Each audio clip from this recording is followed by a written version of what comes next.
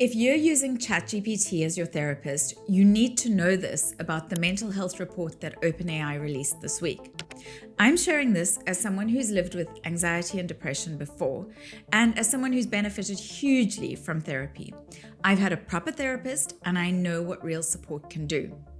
So when I read the report that OpenAI released this week about ChatGPT and mental health, I was pretty alarmed. Here are the 5 things that I find most concerning.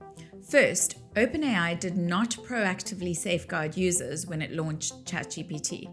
They acted after being sued. There was no ethical planning, no built-in thoughtfulness from the start, just a reaction when things went wrong and they were going to get in trouble for that. That tells me everything about how this company handles ethics. It doesn't prioritize them until it has to. Second, the scale. We're not talking about a few edge cases here. We're talking about hundreds of thousands of people using ChatGPT every single week for emotional and mental health support.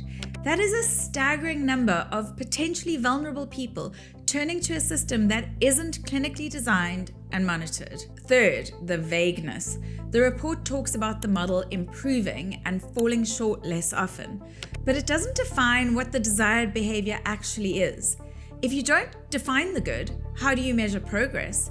And even by their own numbers, the failures are still huge. They only show relative percentages, not absolute numbers, so there are still far too many moments where the system simply doesn't respond safely or compassionately.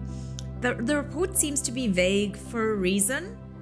Fourth, confidentiality. If this doesn't prove that nothing you say to ChatGPT is truly private, I don't know what will.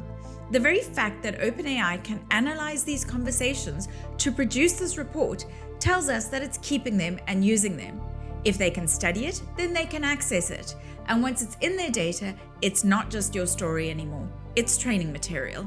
And finally, I don't really like the idea of OpenAI collaborating with experts to reach a consensus. It sounds benign and it sounds reassuring, but it's actually quite flimsy. Experts in most sciences rarely agree, and consensus doesn't equal safety. It's almost like an insurance policy for OpenAI, a way to say, well, we consulted experts, but it doesn't guarantee that the approach is truly safe. So what worries me the most is that this report will make people think ChatGPT is now safe for therapy-like conversations.